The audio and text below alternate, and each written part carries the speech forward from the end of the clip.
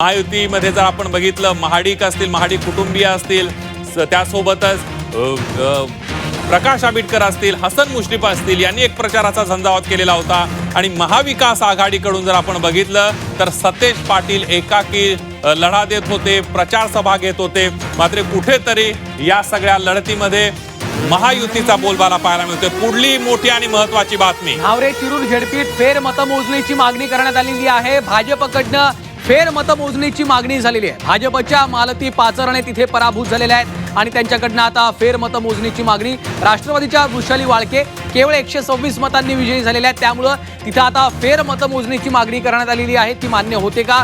निवडणूक निर्णय अधिकारी त्यावर काय निर्णय घेतात हे पाहावं लागणार आहे। मात्र या निवडणुकांमध्ये एक एक महत्त्वाचं असते। थोड्याच वेळापूर्वी आपण बघितलं, अपक्ष उमेदवाराचा केवळ एका मताने विजय झालेला होता, त्या ठिकाणी देखील फेर मतमोजणीची मागणी झालेली होती, त्यामुळे आता याकडे लक्ष असेल। तर तिकडे सुधागड तालुक्यात भाजपला मोठा धक्का बसलेला आहे। जांभूळपाडा या गणामधून निलिमा पाटील यांचा पराभव झालेला आहे। निलिमा खासदार धैर्यशील पाटील यांच्या पत्नी आहेत, त्यांचा मोठा पराभव शिवसेनेच्या शर्मिला बोडके यांनी केल्याचा आपण पाहतोय। सुधागड तालुक्यात भाजपसाठी आता हा मोठा धक्का मानला जातोय, कारण जांभूळपाडा या गणामधून निलिमा पाटील यांना पराभवाचा सामना करावा लागलेला आहे। धैर्यशील पाटील यांच्या पत्नी आहेत, त्यांचा आता पराभव झालेला आहे। शिवसेनेच्या शर्मिला बोडके यांचा विजय झालेला। सुधागड तालुक्यात भाजपसाठी हा मोठा धक्का मानला जातो।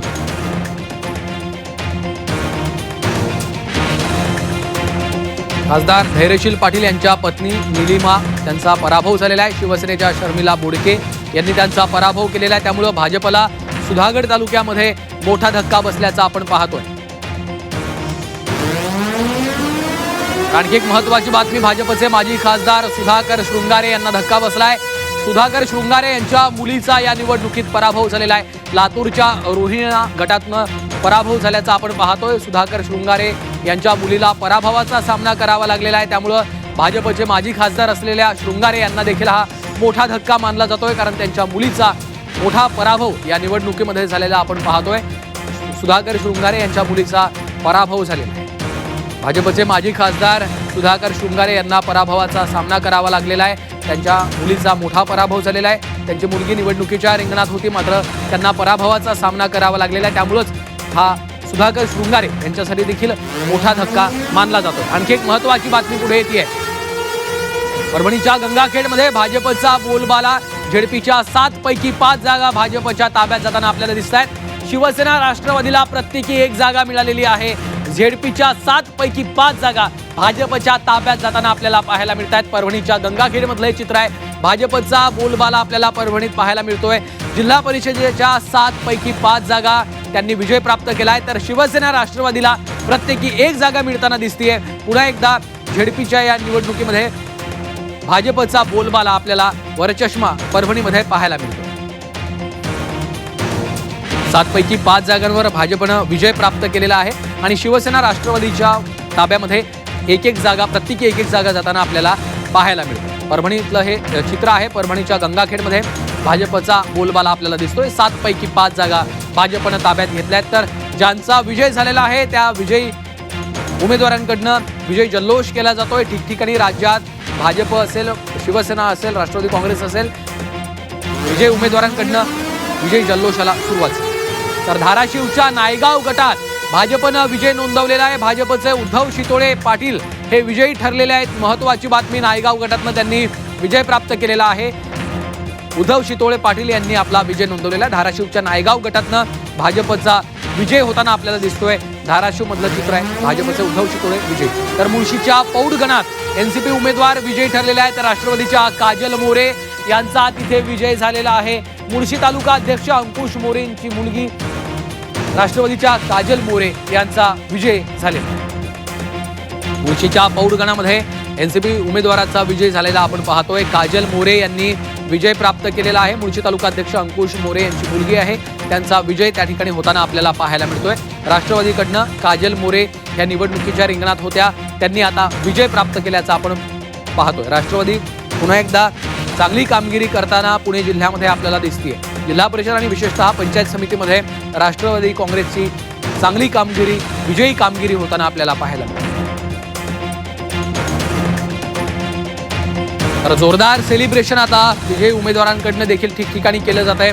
विजयी रॅली काढण्यात आलेल्या आहेत. मुळशी तालुका अध्यक्ष अंकुश मोरेंची मुलगी विजयी झालेली आहे. राष्ट्रवादीच्या काजल मोरे यांनी विजय प्राप्त केले.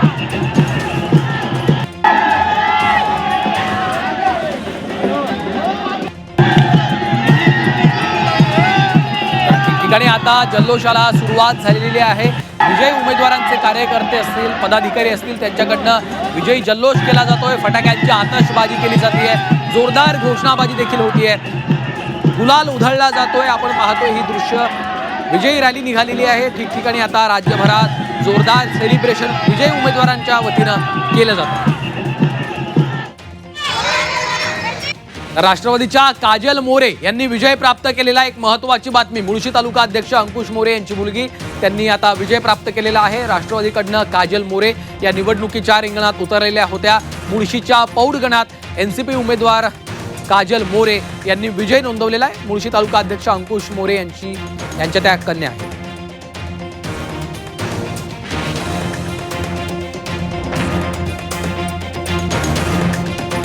मुळशीच्या पौडगणामध्ये एनसीपी उमेदवार विजय झाल्याचं पाहायला मिळत आहे.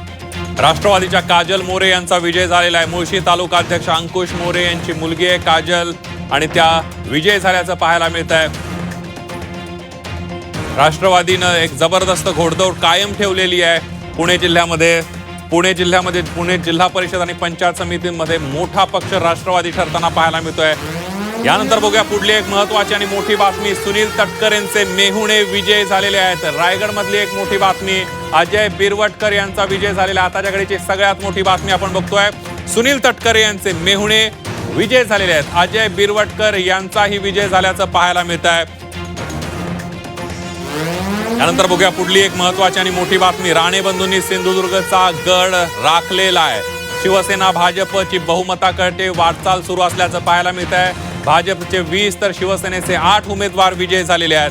शिवसेना उद्धव बाळासाहेब ठाकरे पक्षाचे 2 तर अपक्ष 4 जागांवर विजय झाल्याचं पाहायला मिळत आहे. नगरपंचायत आणि नगर परिषदांमध्ये ठाकरे बंधू वेगवेगळे लढले होते. दोघांमध्येच फाईट झाली होती.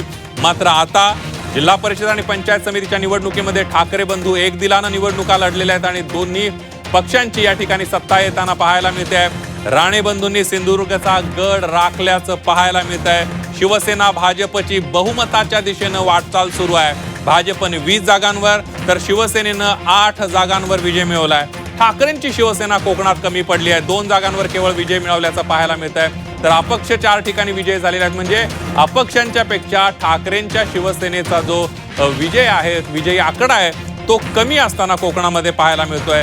कोकण हा ठाकरेंच्या शिवसेनेचा बालेकिल्ला होता. मात्र परिस्थिती बदलली आहे. राणे बंधूंनी सिंधुदुर्गचा गड राखलेला आहे.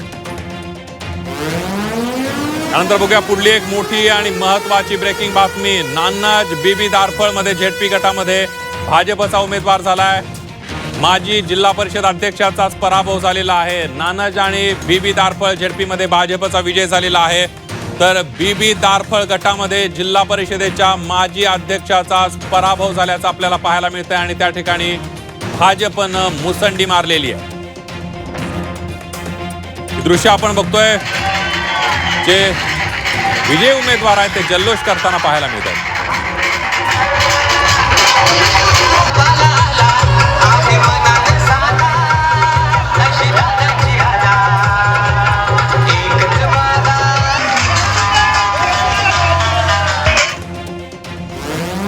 त्यानंतर बघूया पुढली एक मोठी बातमी. अलिबागमध्ये शेकापचा सुपडा साफ झाल्याचं पाहायला मिळत आहे. झेडपीच्या 7 पैकी 6 जागांवर शिवसेनेचा विजय झालेला आहे. एका जागेवर काँग्रेस उमेदवार विजय झाल्याचं पाहायला मिळत आहे आणि त्यामुळे अलिबाग पंचायत समितीमधून शेकाप कडून निसटलेली आहे. शेकाप अलिबाग हा शेकापचा बालेकिल्ला होता. मात्र शेकापच्या हातातून अलिबाग पंचायत समिती निसटलेली आहे. झेडपीमध्ये सुद्धा 7 पैकी 6 जागांवर शिवसेनेचा विजय झाल्याचं पाहायला मिळत आहे. सोलापुरातली मोठी बातमी. सोलापुरात सावळेश्वर गणामध्ये भाजपचा विजय झालाय. भाजपच्या पार्वती गावडे यांचा विजय झाल्याचं पाहायला मिळत आहे. सोलापूरच्या सावळेश्वर गणामध्ये भाजप उमेदवाराचा विजय झालेला आहे. सोलापूरमध्ये भाजप एक हाती सत्तेच्या दिशेनं वाटचाल करताना पाहायला मिळते. कारण भाजप हा सध्या सर्वात मोठा पक्ष सोलापूरमध्ये आहे.